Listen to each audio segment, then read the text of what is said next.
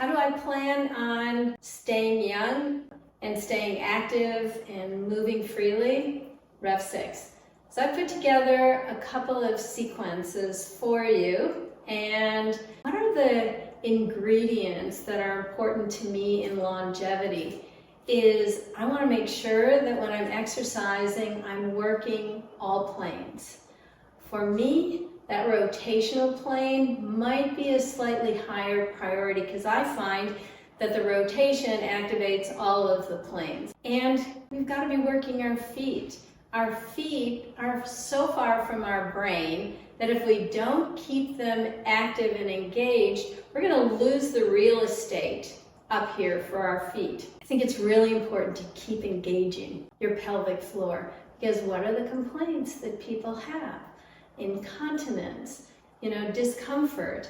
And that also is the part of the body that holds our organs so they don't fall out. So having pelvic floor tone is really important because it also is what keeps us upright and mobile. And I always want to challenge my balance. The other thing is that I want to feel that rebound. The lengthening and the rebound sensation gives me so much joy and makes me feel alive. So here's the quick sequence that I promised. The first in the longevity series are the pipes. And all you have to do is toes in.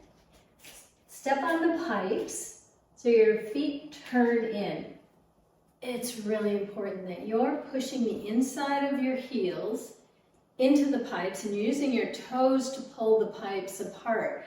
When you create that tension, you're going to feel tension on the inside of your knees, wrapping around to the outside of your hips, activating your pelvic floor, activating the lower abdominals, promoting the torso lift and the head floating. The back relaxes and the chest opens up.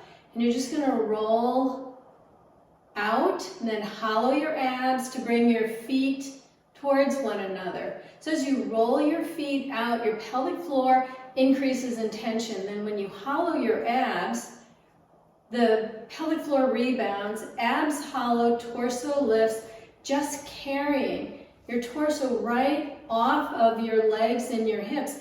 It's critical that you create that tension because it's not just rolling around on the top of the pipes that make the difference. Right, so you want that tension, your feet are wrapped around, following the contour of the pipes. So you're getting foot stimulation, you're getting your core activated, you're getting integrated from your foot to the top of your head. All right, so you can do like 20 reps of this. And I recommend to people that are short on time, keep the pipes in your bathroom, and every time you brush your teeth, you're using the pipes. All right, next, we're gonna do frog rock into the dive. Squat behind the ball, press your pubic bone into the ball, drape over the ball so the front of your chin is touching the ball, and you're gonna rock forward and backwards. The reason I like this exercise so much is in the squat, our pelvic floor lengthens, and a little help with our feet, it rebounds, propelling us forward.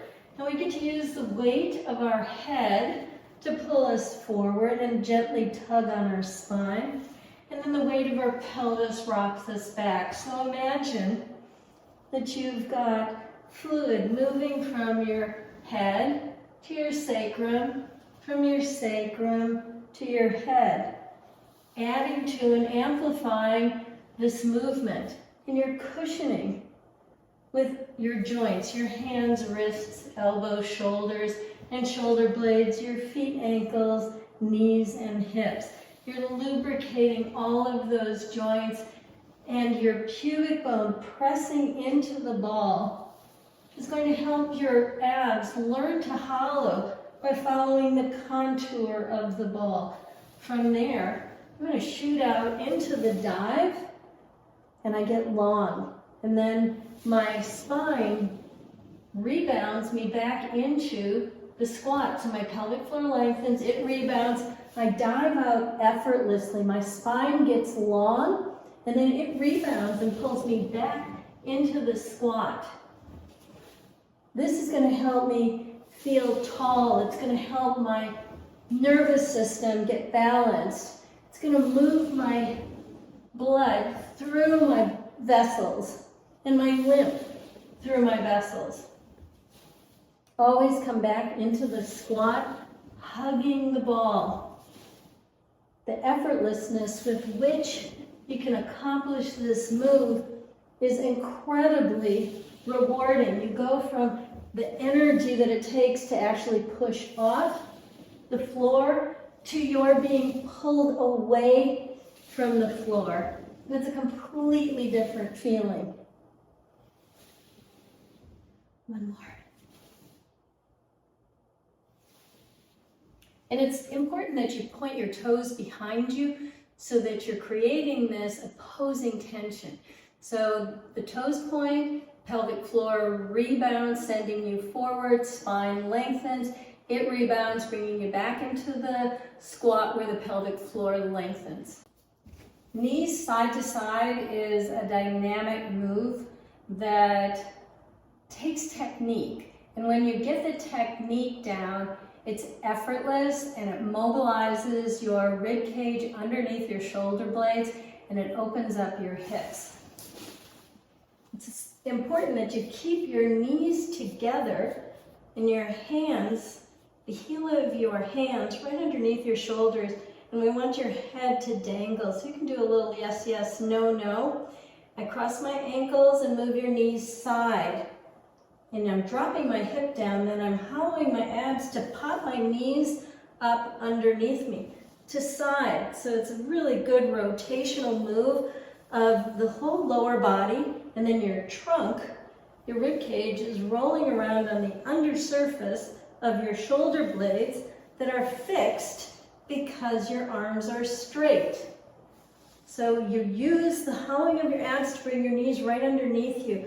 Then you drop your hips down, your hip down, and pop up. And this rotation feels so good.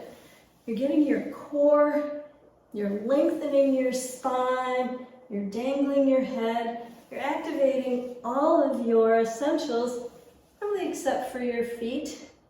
And this position frees up your low back.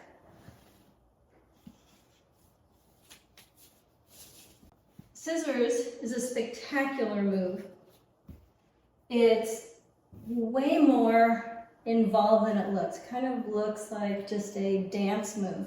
Make sure that your elbows are bent, that your legs are straight, your head is dangling. You're going to bend your right leg, reach your foot up to the ceiling, keep that left leg straight, roll onto your left side.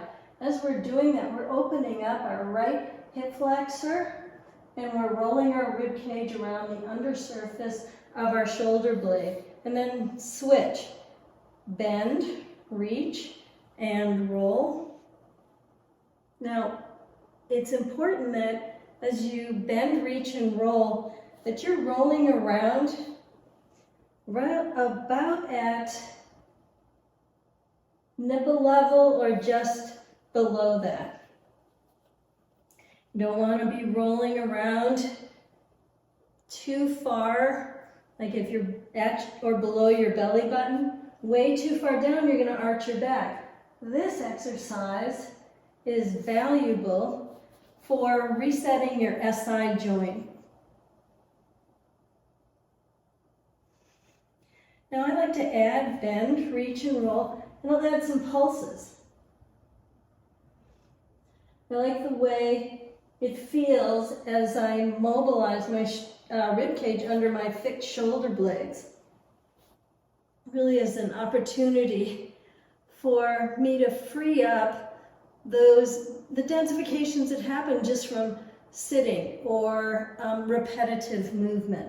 One more on each side, bend, reach, and roll, and pulse. And keep your neck relaxed, your head dangling. And bend, reach, roll.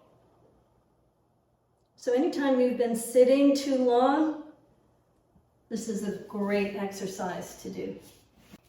The next exercise in my longevity sequence is squat into overhead reach. Walk forward until you're in a squat. Make sure that your feet are hip distance, pointing straight ahead, parallel to one another, and your knees are lined up over your second and third toe. Now push your feet into the floor, drive your thigh bones into your hip sockets, pressing your sacrum into the ball. Hold your bell at your sternum and straighten your legs. Notice that when you straighten your legs, the pressure is primarily at the bottom of your rib cage. I'm going to walk my feet towards the ball until I roll backwards, and I have all this pressure on my SI joint and my sacrum.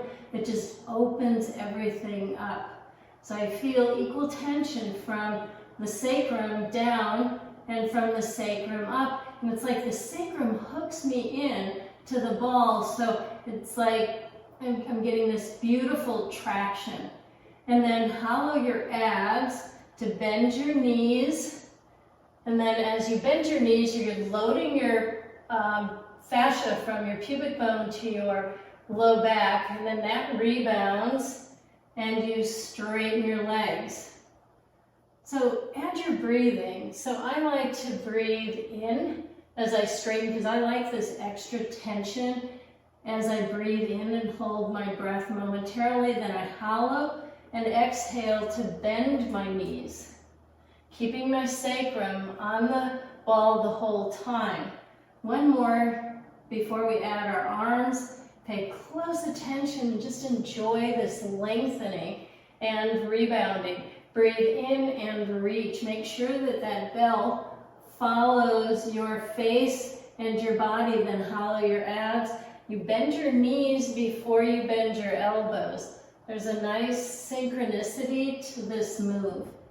Arms straight, reach, reach, reach, reach. Toes and fingers in opposite directions, then hollow.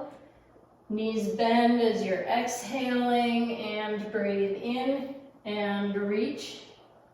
Reach, reach, reach, reach. Get that nice lengthening. Even feel your fascia attached to your pubic bone. Then hollow your abs. Exhale and bend. And one more. And breathe in and reach, and that tug. And your pubic bone shows you just where to hollow your abs from, just above your pubic bone. Now to come out of that carefully, drop the bell, chin to your chest, walk up to sitting. Now we're going to do side toss. And we're going to alternate with overhead toss. So we want to make sure our arms are straight. Press that bell away from you. Your head rests on your bottom arm and you're in a straight line from your foot or your ankle to the bell. And toss down and let it rebound up. Notice the elasticity between your ribs. And your ribs go all the way under your armpit and towards the base of your neck. You want to feel that elasticity, the tossing and the rebounding from the outside of your foot all the way to your hand. And bring the bell to your sternum. Hold the bell overhead as you toss the bell down and rock forward and backwards. Direct your tailbone towards your knees. Abs are pulled down on the front of your spine. And bell to your sternum, roll onto your left side. Reach and toss. Keep reaching the bell away from you so you're getting longer, and as you toss down, extra length and rebound. You're not lifting the bell, you're just tossing it down and it's springing up. And roll onto your back and overhead toss. And I like to rock forward and backwards because I get at different parts of my rib cage. And it also remodels different parts of my shoulder and my neck.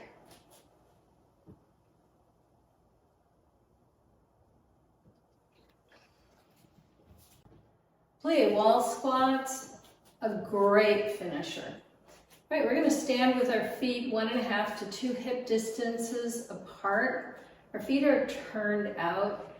Our sacrum and our hip sockets are in line with the equator of the ball. Hold a bell overhead and slowly lower down. Our pelvic floor is lengthening as we lower down. Then we hollow our abs, our pelvic floor rebounds, our spine lengthens, and our legs straighten. And again, slowly lower down and go as low as you're comfortable going. And then hollow with the rebound and the torso lifts. You're also directing your head up to the ceiling as you're doing this, and then you're eccentricing, you're yielding as you lower down. You can also press your feet into the floor to straighten your legs. See if you can do this and stay out of the feeling in your thighs. Think of this as a full body exercise. Now, I love this because it converts into our posture and our gait. And all of the Rev 6 essentials are participating in this move. Now, I love to add this. I just pulse, taking advantage of all of the elasticity that my body has to offer.